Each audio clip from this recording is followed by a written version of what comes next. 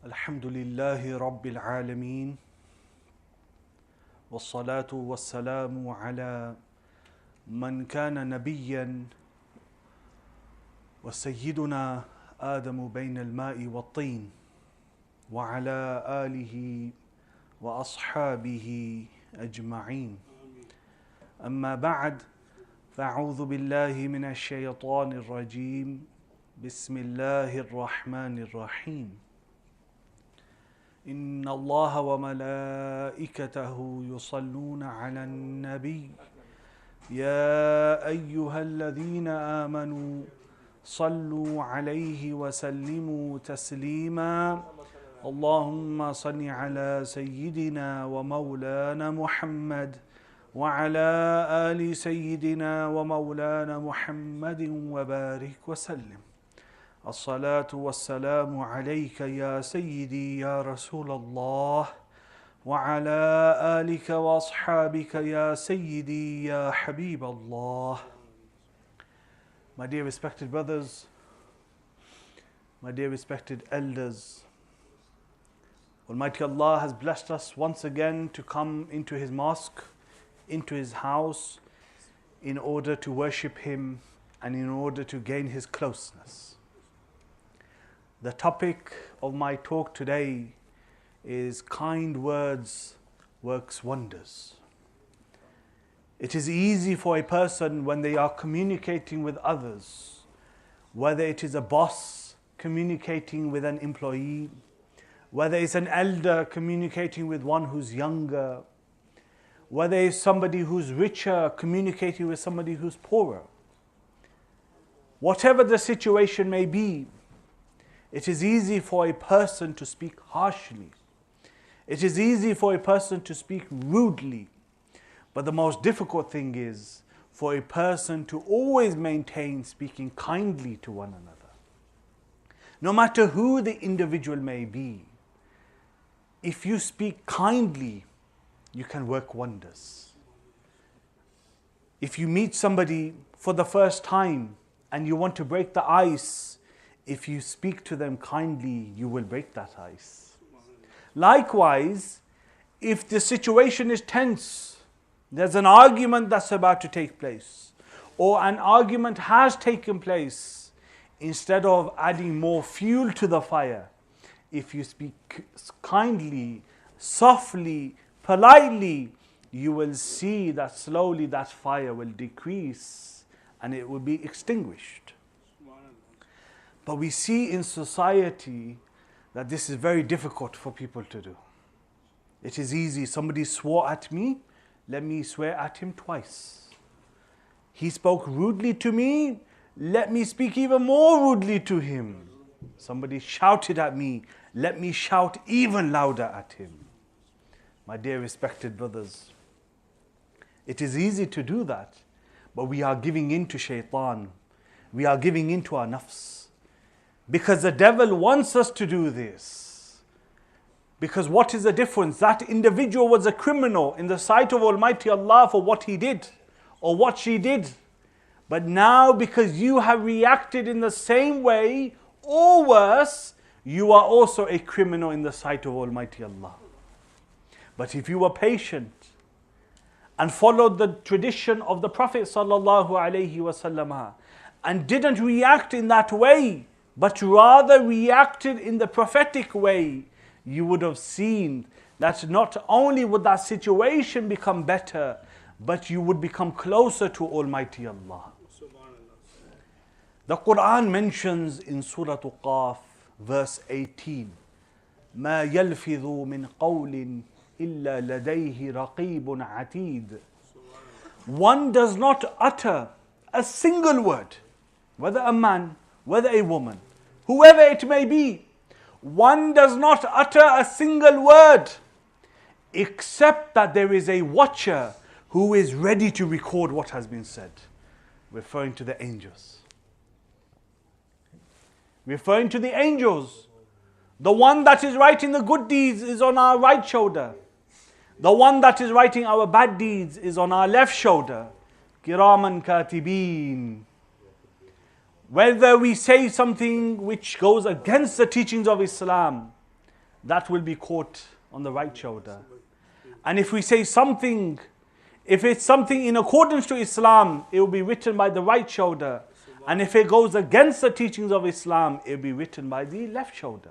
The angel on the left shoulder. And the devil wants us to do this. He wants the angel on the right shoulder to relax, not do anything. But the one on the left shoulder to keep writing all of the sins that are being committed, so that the pages could be full, the scrolls can become full. Almighty Allah mentions in the Quran, in Surah Al-Baqarah, verse number 83, وَقُولُوا لِلنَّاسِ حُسْنًا, and speak kindly to the people. Speak good to the people. This is why I want us to do this on an individual basis. Don't start thinking, yes, that person, that relative of mine, he speaks rudely. He doesn't speak kindly. He should be acting upon this. Oh, that friend of mine, he should be acting upon this. So and so in society should be. No. Leave them for now. Focus on yourself. If you do speak kindly, try to speak even more kindly. If you don't speak kindly, try to speak kindly. Try to bring this change within yourselves for each and every one of us today.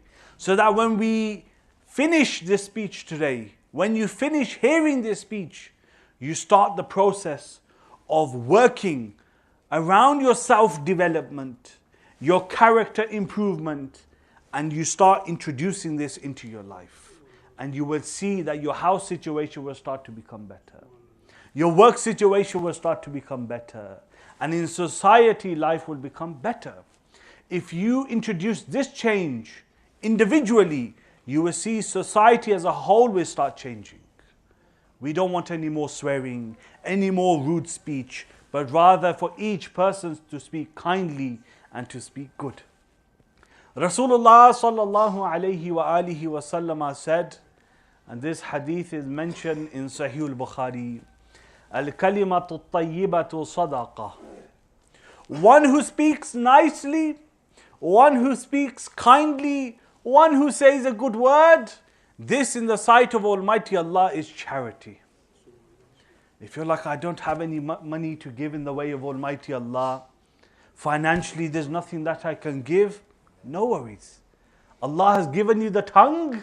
When you communicate with that tongue, communicate kindly, speak nicely, speak kindly to one another.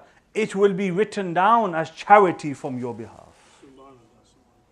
Rasulullah sallallahu alayhi wa alihi wa sallam said, and this hadith is mentioned in Musnadul Imam Ahmad, Inna fil jannati ghurfa yura zahiruha min batiniha wa batinuha min zahiriha.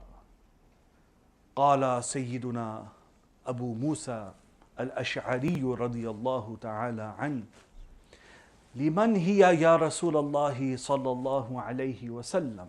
Qal, liman alana al-kalam wa at'ama al-ta'am wa bata lillahi qa'iman wan nasu niyam.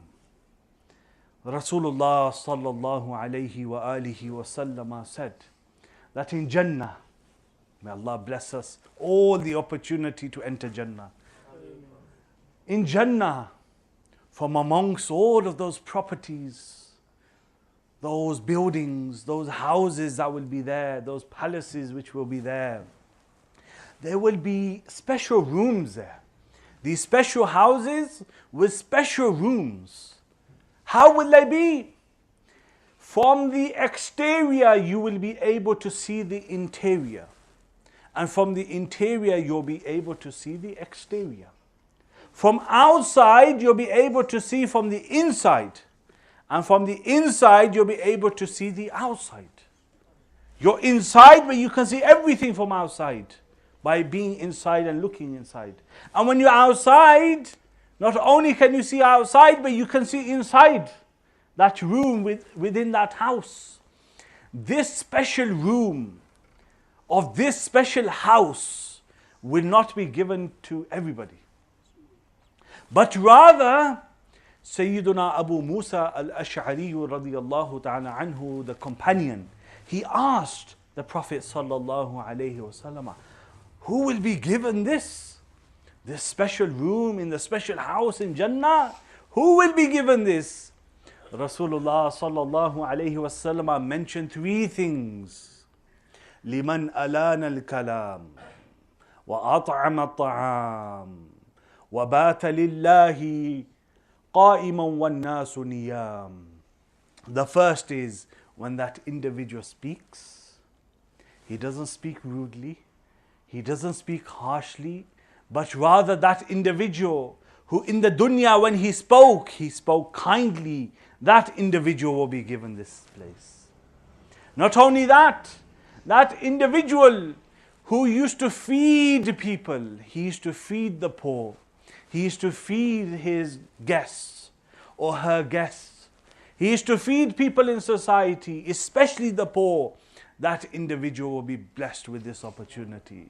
That individual will be blessed with this special room in Jannah. And lastly, when the people used to be sleeping in the night, when they used to be snoring away in the night, that individual used to stand up and worship Almighty Allah in that night. That individual will be given this special property with this special room inside Jannah. May Allah give us all that property. May Allah give us all that opportunity to have that special room in Jannah. Because we must act upon these three things, then we will be given it. Rasulullah sallallahu alayhi wa alihi wasallam was asked by a companion one day. And this hadith is mentioned in Musnadul Bazzar. Rasulullah sallallahu alayhi wasallam was asked, قال رجل للنبي صلى الله عليه وسلم علمني عملا يدخلني الجنة. O Messenger of Allah sallallahu alayhi wasallam, inform me of an action or a few actions that if I do them firmly, if I continue to act upon them, I will be admitted into paradise. Who wants to know that? Do you want to know those actions? A lot of silence. Maybe a few of you want to go to Jannah. I want to go to Jannah. Do you all want to hear what those actions were? Yes. Rasulullah sallallahu alayhi wa alihi wa sallam replied. The first one, أطعم الطعام. Second, وأفش السلام. Third, وأطعم الكلام وأطيب الكلام. And the fourth being وصلي بالليل والناس نيام. And if you act upon these four, which I will explain, تدخل الجنة بسلام. Rasulullah sallallahu alayhi wasallam informed that companion and indirectly has informed us all. If you act upon these four things and you live a good life as a Muslim, you will be admitted into paradise. The first is that you feed people food. The poor, the destitute, those that are struggling, you feed them. That's the first action. But remember, not only them. If you feed your relatives, you feed your friends, you feed people in society out of love of Almighty Allah, to increase the love of people in society, this is also included. The first is being feeding people. The second, وَأَفْشِ السَّلَامِ, giving salam to one another. Instead of walking in the street and say, I don't want to give salam to this person, and looking away. Hopefully he doesn't see me. Hopefully so-and-so, my relative, doesn't see me. Instead, if you give salam, whether you know that person or you don't know that person, if you start to give salam to those individuals, to people in society, not only will love increase between you, but rather you will be admitted into paradise. The third, which is connected to my topic, وَأَطِبِ الْكَلَامِ, one who speaks purely and kindly to one another. One, when he speaks, he doesn't speak rudely, doesn't speak harshly, but rather he speaks kindly to one another. She speaks kindly to others, whether it is behind those individuals' backs. If they're praising this individual, they're speaking kindly. And if it's in front of them, when they're communicating, they're speaking kindly. Whether you know that individual or not, whether that individual is a Muslim or not, in the streets, when we see non-Muslims, however they may behave with us, we must behave kindly to them. We must be polite to them. When they see this, you have planted a seed in their heart. And when that time comes, they may be blessed with Islam. It's not about going and directly preaching. Your character, your behavior and dealings with the non-Muslims is the greatest da'wah that you can do. Rasulullah sallallahu alayhi wasallam's character was such that people accepted Islam just seeing that beautiful character. Therefore, we need to tread on that path of following the sunnah of Rasulullah sallallahu alayhi wasallam and embedding it within our lives and embodying it, so that when people look at us, they're like, wow, this person is so nice, he's so kind.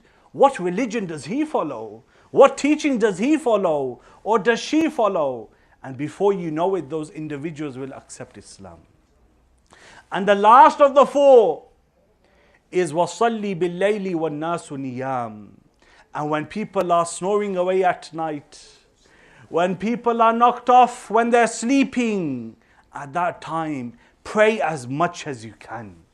Try to perform Qiyamul Layl. Try to perform Tahajjud. If you do these four things, تَدْخُلُ الْجَنَّةَ بِسَلَامٍ, then peacefully you will enter paradise. Try to bring this and implement this into your lives, my dear respected brothers. If we act upon these four things and live a life as a good Muslim, inshallah ta'ala, we too will enter paradise peacefully without any difficulty. Rasulullah sallallahu alayhi wa alihi wa sallam said, and this hadith is mentioned in Sahih al-Bukhari, Inna sharra an-nasi manzilatan inda Allahi yawm al-qiyamah man wada'ahu aw tarakahu an-nasu ittiqa'a fuhshih. The worst and most evil person on the day of judgment in the sight of Almighty Allah will be that individual, whether man or woman, will be that individual or those individuals who within the dunya people used to walk away from them, used to leave them, abandon them, knowing that this individual is such that I want to save myself from his evil speech. I want to save myself from her evil speech. I want to save myself from his or her insults, from his or her rudeness. That individual on the day of judgment will be the most evil of individual. We must look at ourselves. Are we those individuals? It's easy to say, like I said in the beginning of my speech, so-and-so comes to my mind. So-and-so my relative, so-and-so my friend or person in society, he does this, she does this. No. Do we fall into that society? In that society from amongst those people that people are scared of our speech? This individual is so rude. When I speak, he says this, he says that. Or she says this or says that. If we are, then we may think whatever of ourselves, but in the sight of Almighty Allah, we are from amongst the most evil of people. May Allah protect us from that. I conclude with the final hadith.